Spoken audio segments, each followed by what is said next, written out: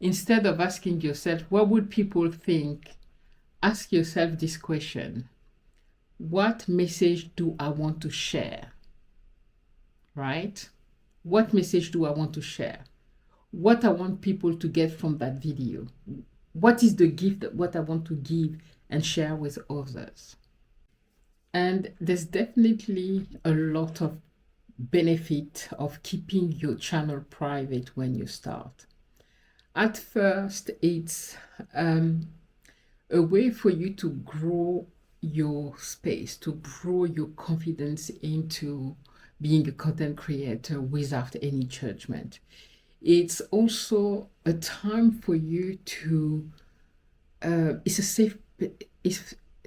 a safe space where you can experiment with different ideas, content, way of doing your videos, where you actually finding your unique voice, because it takes time.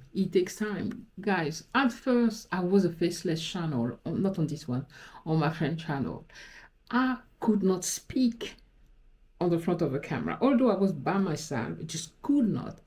I was sounding so robotic, right? But today, with time, with everything, with practice gets better. So not telling everyone about your channel at first really give you that time to just learn, because there's so much to learn as being a content creator. There's so much, to learn. There's the platform to learn. There's all these different software, editing, which is still something that I cringe about.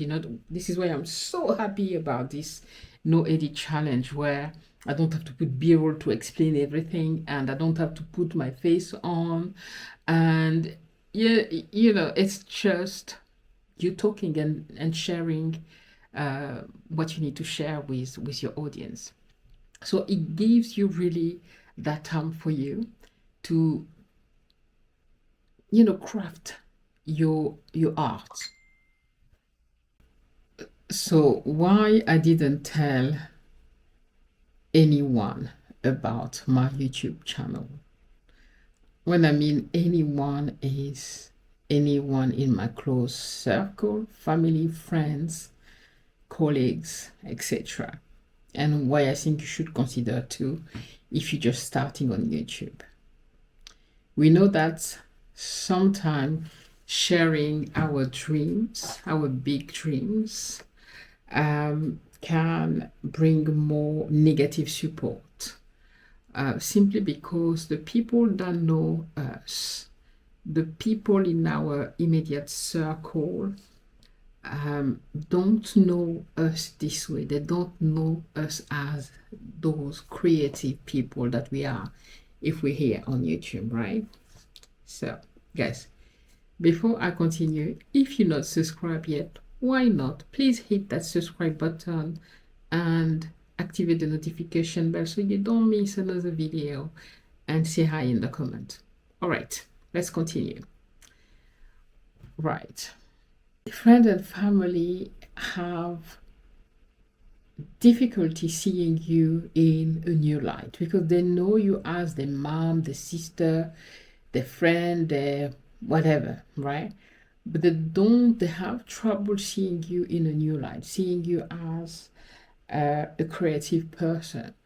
So sharing your idea, if you have not started of creating a YouTube channel with the people around you, might not work, because they will actually discourage you from launching your channel. That was my experience, and even to this day. First, your kids may feel like you make a fool of yourself, so you embarrass them. Your husband just look at you at the corner of the eye, those that don't talk too much. Your friend will just look at you like, are you sure at your age, you don't make a fool of yourself, and so on. So you'll get a lot of negativity. It's not even that they are against you. It's usually come from their own fear, or them trying to be supportive and not wanting you to fail because they actually can't imagine you, actually them doing that. So watch until the end, so you can see the whole picture of what I'm trying to say here. Trust me that the people that are in your life are the biggest critics, and not always constructive criticism. So it will save you from somebody, criticizing your every move, right? You make a video and they're like, your hair were not good. You should not wear your hair like that. You should not do this. You should not do that. And not having all these unsolicited opinion is very important when you just start, when you still feel uneasy, you're not comfortable with being online, being on the front of the camera, public speaking. Because we're speaking to a camera, but how many people are going to watch it? You never know. It's the wild west, right? It's that's my friend channel. Is the what's his www wild anyway, I don't know, I can't remember. So it really helps you to protect, and it's very important to protect your creativity, to protect your energy, right? It helps you as well to keep and maintain a positive mindset, and you need that when you create your videos, right? You need to be in your creative mode when you're making those videos. You need to be in that creative space in order to grow your craft, right? To grow your channel. So that's why your friend and family may not be the best people at first. What I've discovered being on YouTube is that your biggest supporters are these strangers that you meet online that don't know you, that don't have a preconceived idea of who you are, who don't know your past, so they don't have already these ideas of who you are or who you're supposed to be. And this is just amazing. You find the most amazing and supportive people on YouTube. I mean, I spoke 100,000 times about our mastermind group, our little tribe. That is just such a loving community that I feel blessed and grateful every day for our community on YouTube.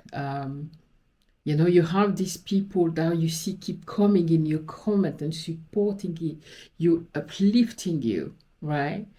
And we often tend to, expect that from family members. We expecting them to be our biggest fans. Although, to be honest, my husband is actually my fan number one. Because he has been supportive since I've started this channel. It took time. It took time for him to be on board and see that is something that I was actually consistent and that actually was good at doing, right? I mean, guys, don't measure the success of a YouTuber because you have millions of views or you have 1 million subscriber. When I say I'm good at it's something that I enjoy doing. It's something that makes me happy doing. And you've seen this. So he has been my supporter on both my channels, honestly.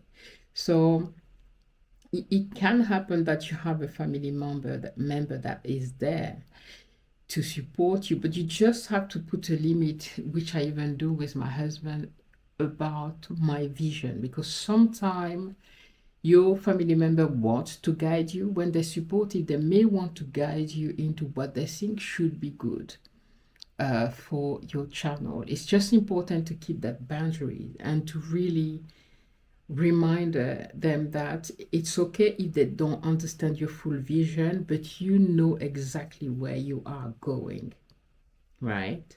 It doesn't mean you cannot take constructive criticism. I'm talking about the fundamental things, like people who would tell me to remove my locks because it doesn't, present well. Well, that's not national television, and that's just who I am, right? I'm not trying to sell a fake image of who Jazz is. I'm just presenting you exactly who I am. But with social media, although YouTube has been here for a long time now, right? For a lot of I was going to say our folks. My goodness, I'm too much with Americans now that I start speaking like Americans. I have so many American friends since I joined YouTube. They're still in the past. They're still with the television media where you need to have a bow and dressed in a certain way and wear, those fake extension wave or whatever. So it's okay.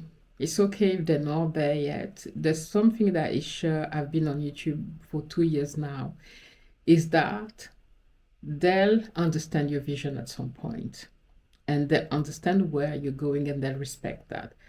There's some people that may never understand your vision, and that's okay too. And I always wanted the validation before posting a video, when I posted a video, all the time.